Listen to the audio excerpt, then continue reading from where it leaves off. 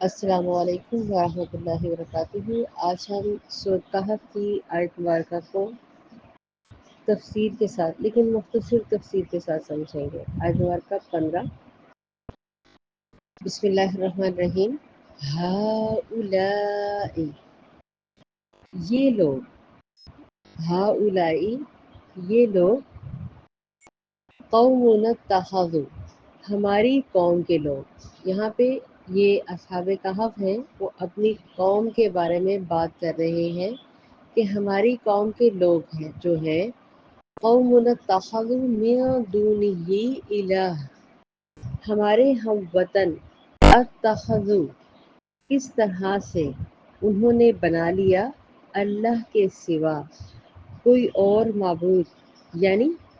شرک میں مبتلا ہو گئے۔ لولا کس طرح سے، لولا کیوں نہیں، یاتونا کیوں نہیں وہ لے آتے یا کیوں نہیں وہ پیش کرتے، علیہم بسلطان بین کیوں نہیں لاتے، کیوں نہیں پیش کرتے ان پر کھلی دلیل، یعنی اپنے عقائد کے بارے میں، دلیل کے بارے میں، اس شرک کے بارے میں کوئی واضح دلیل، کوئی حجت کیوں نہیں پیش کرتے۔ بسلطان کا کیا مطلب ہے یہاں پہ، بات کو سمجھے، یعنی کھلی دلیل، بین درمیان میں، واضحہ جس میں کوئی شک، کوئی دوئی ڈبلنگ نہ ہو، بلکہ کھلی اور واضح دلیل چاہیے ہمیں اگر یہ ہمیں شرک کی طرف بلا رہے ہیں۔ بات کو سمجھیں۔ ہؤلاء وہ کہتے ہیں اصحاب کہف کہ ہماری جو قوم ہے جو اس وقت اس بادشاہ کے کہنے پر شرک کی طرف مبتلا ہو ہی رہی ہے، اگر تو کوئی دلیل بھی تو بتائیں، اس دوئی کی، اس شرک کی کوئی دلیل تو بتائیں کہ ہم حق کو کس طرح چھوڑ کر، اور ان کی جو اس طرح کے انہوں نے کافی الہ بنائے ہوئے ہیں کہ فرشتے بیٹیاں ہیں، فلاں بیٹی ہے، وہ بیٹا ہے، وہ باپ ہے یا وہ ماں ہے، اس طرح کی جو من گھڑت کہانیاں اس بادشاہ نے بنا لی ہوئی ہیں، اس کے بارے میں مجھے کوئی دلیل تو بتائیں۔ یہ ایک نہیں، پہلے بھی ہم جانتے ہیں کہ اصحاب کہف کا ذکر ہو رہا ہے، تو لہٰذا بین واضح جس میں کوئی شک نہ ہو، کوئی ڈبل بات نہ ہو، تو پھر وہ آگے سے اگلے ہی لائن میں جو ٹو بی کنٹینیو ہے، فمن اظلم کیا کہتے ہیں خود ہی اس بارے میں، فمن اظلم ممن افترا اس سے بڑا ظالم کون ہوگا جو اللہ واحد پر، مطلب اللہ تو ایک ہے نا، دیکھیں اس کا تو لفظ بھی ایک ہے، اللہ کا تو نام تک ایک ہے، باقی تو ساری صفات ہیں۔ اللہ جو اللہ واحد پر جھوٹ گھڑے، شرک کیا، جھوٹ گھڑنا، اب خود بتائیں اللہ پر کیسے ضد دیتا ہے۔ اللہ نے کسی کو بیٹا بنا لیا، کسی کو بیٹی بنا لی، جیسے میں نے پہلے بھی ذکر کیا، اور کسی کو اپنا شریک بنا لیا۔ دھیان رہے اصحاب کہف کا یہ جو معاملہ ہے یا یہ جو گفتگو چل رہی ہے، یہ انہوں نے جو شریک بنا لیا، مشرکین سے مخاطب ہیں، اس دور کے جو لوگ مشرک کے مطلب اپنے بادشاہ کے کہنے کے اوپر بغیر سوچے سمجھے وہ ان کی پوجا، ان کی پیروی کہہ لیں کہ کرتے چلے جا رہے تھے۔ اس لحاظ پر اس کے درمیان باقاعدہ طور پر یہ جو مکالمہ ہے کہ کس طرح سے تم لوگوں نے شرک کو قبول کر لیا اور مان لیا، اس کا تو تم کوئی دلیل تو دو۔ یہ کھلی کچہری میں، یعنی کہ بادشاہ کے درمیان اصحاب کہف نے جب مکالمہ جسے کہتے ہیں گفتگو درمیان، مطلب سامنے بادشاہ تھا، صحابہ کہف کو وہاں پہ اکٹھا کیا گیا، 5 تھے یا 4 تھے، پھر وہی والی بحث کے کتنے لوگ تھے، ساتوں کے اکٹھے ہوئے تھے، 9 کے 9 اکٹھے ہوئے تھے، واللہ عالم، یہ بات اللہ جانتے ہیں بہتر۔ لیکن بادشاہ ان سے جب یہ کہہ رہا تھا، کیونکہ اس وقت ساری دنیا دیکھ رہی تھی، بادشاہ کو اپنا رعب بھی رکھنا تھا، تو بھرے دربار کے اندر اصحاب کہف کا یہ مکالمہ کہ اگر یہ لوگ یا آپ جو کہہ رہے ہیں اس کے بارے میں کوئی دلیل تو دیں کہ اللہ نے بیٹے بنائے ہوئے ہیں، اللہ نے بیٹیاں بنائی ہوئی ہیں، یا فلاں اللہ نے معبود بنا رکھا ہوا تھا، تو اس طرح کی شرک کی یہ بات کیسے کر سکتے ہیں؟ اصحاب کہف اپنی قوم سے خطاب کر رہے ہیں، اور یہ اپنی قوم سے کہہ رہے ہیں، ہَؤُلَاءِ قَوْمُنَا اتَّخَذُوا مِن دُونِهِ إِلَٰهَ، اللہ کی طرف سے نازل شدہ ہی مجھے کوئی یا ہمیں دلیل دو۔ اپنے اس دعوے کے ساتھ کیوں نہیں پیش کر رہے؟ فمن اظلم، اور پھر ساتھ ہی کہتے ہیں کہ اگر کوئی دلیل نہیں ہے تم لوگوں کے پاس، فمن اظلم ممن افترى علی اللہ کذبا، تو اس شخص سے بڑھ کر کون ظالم ہوگا جس نے اللہ پر جھوٹ باندھا۔ شاہی دربار کے اندر اس تند و تیز مکالمے کے بعد انہیں چند دن کی پھر مہلت دی گئی، اور کہا گیا کہ تم اپنے دین کے ساتھ پلٹ آؤ واپس، مطلب وہ چاہ رہا تھا بادشاہ کہ تم ہمارے ہی دین پر آؤ، تو لہٰذا ان سے کہا جا رہا تھا، ان کو مہلت دی گئی۔ جب سارے لوگ چپ اور حیران ہو گئے ان کی بات سن کے کہ ہاں کوئی دلیل تو ان کے پاس ہے ہی نہیں، جو کہا جاتا ہے، جو ممیز، جو پتلے، جو چڑھاوے جس طرح سے کہے جاتے ہیں وہاں پہ کیے جا رہے ہیں، اور کسی کے پاس، بزرگ کے پاس، ان کے پاس یہ دلیل ہی نہیں تھی کہ ہم کس کو الہ مانیں اور ہم یہ دلیل پیش کریں۔ وہ بزرگ جو اس کی پیروی کر رہے تھے،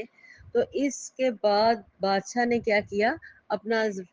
وقتی طور پہ سب کے سامنے بھرم رکھنے کے لیے ان کو کہا، میں تمہیں مہلت دیتا ہوں، اپنا دین چھوڑو، یا موت کا سامنا کرو، یا واپس اپنے فیصلے پہ غور کرو اور واپس آ جاؤ میرے دین پر جس کے اوپر میں اس وقت چل رہا ہوں اور چلا رہا ہوں، اور میری حکومت ہے، تمہیں یہ ماننا پڑے گا۔ تو پھر یہاں پر یہ جو بات اگلی لائن میں کہی جا رہی ہے نا، وَإِذِ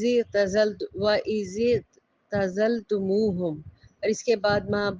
ما یعبدون، انہوں نے آپس میں مشورہ کیا، اصحاب کہف نے آپس میں وہ مشورہ کرنے لگ پڑے، کیونکہ ان کو سمجھ آ گئی تھی کہ ان کے اوپر ایک نقطہ بھی اثر ہونے والا نہیں ہے۔ یاد رکھیں اسلامی عقیدے کا حصہ ہے کہ انسان جو طریقہ زندگی اختیار کرے اس کے پاس اس کی دلیل ہونی چاہیے، عقلی دلیل، ہوا میں باتیں نہیں کہ میری امی نے کہا تھا، میرے ابو نے کہا تھا، ہمارے دادا ابو ایسے کرتے تھے، ہمارے نانا ابو ایسے کرتے تھے، ہمارے خاندان میں ایسا چل رہا ہے، ہمارے ہندوستان بر صغیر کی لائنوں میں اس طرح ہوتا رہا ہے، ہمارے بڑے بزرگوں نے یہ کیا۔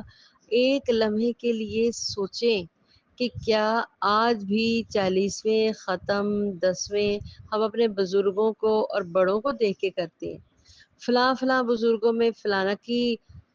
ختم دلائے جا رہے ہیں، یہ شریف کی، وہ شریف کی برسیاں منائی جا رہی ہیں۔ ہم اپنے عقائد، یہ تو وہ دور تھا جس وقت دنیا پلٹ رہی تھی دین کی طرف، سبحان اللہ، اور اصحاب کہف کے چند لوگوں نے دنیا کے اندر آج تک 7 سلیپرز کے نام سے بکس شائع ہوئی ہیں، خالی ہمارے قرآن پاک میں نہیں، لیکن ہم انا للہ و انا الیہ راجعون اپنے عقیدوں کو اتنا کمزور کر چکے ہوئے ہیں، رہتے تو ہم کلمہ گو کے مسلمان کے آئی ڈی کے کارڈ میں ہیں، لیکن افسوس کے ساتھ کہنا پڑتا ہے کہ ہم ہر ایک 40واں ہو، ختم ہو، محرم ہو، 11ویں ہو، 12ویں ہو، 13ویں ہو،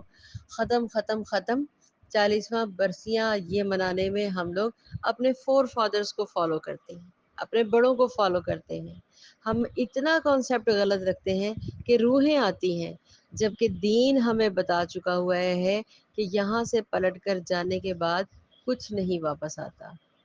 حتیٰ کہ شہداء جو سب سے زیادہ پسندیدہ ہیں، اللہ ان تک کی روحوں کو دنیا میں واپس نہیں بھیجتے، نہیں پلٹ کر وہ آتے۔ قرآن واضح دلیل ہے، کوئی میں اپنی طرف سے بات نہیں کر رہی، لیکن اصحاب کہف کے جذبے کو دیکھ کر میرے ذہن میں یہ ساری باتیں آئیں کہ کیا ہم بھی وہی عمل کر رہے ہیں؟ ان کا عقیدہ کتنا پختہ تھا، ان کے جانوں کے اوپر بن گئی، اپنی عیاشیاں، اپنا سکون، اپنی بلندیاں چھوڑ کر ان کو اللہ کی طرف سے ایسی ہدایت ملی، اور کیونکہ انہوں نے ہدایت طلب کی تھی، یہ ہم پچھلی آیات میں پڑھ چکے ہیں کہ انہوں نے اللہ سے ہدایت مانگی کہ ہم نے تیرے سپرد کر دیا، اب تو ہمیں راستہ دکھا دے اور ہمیں تو ہی اس شرک سے بچا لے۔ کتنی واضح اور خوبصورت بات انہوں نے کہی، اور اللہ نے ان کو پھر دنیا آخری ٹائم تک، دیکھیں ہم اصحاب کہف کے بارے میں پڑھتے ہیں اور ہماری نسلیں بھی پڑھتی رہیں گی، لیکن افسوس عمل بہت کم رہ کے چکا ہے۔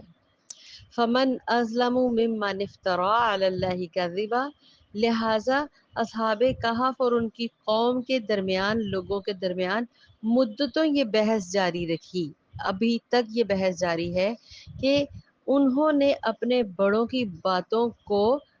غور سے سمجھا کہ نہیں یہ تو شرک ہے، کوئی دلیل نہیں ہے۔ پھر انہوں نے کیا کہا کہ ہم فمن ازلم ممن افترا علی اللہ کذبا، ہم اللہ پر کس طرح سے جھوٹ باندھ سکتے ہیں جبکہ وہ تو لا شریک لہ ہے، لا ریب فیہ،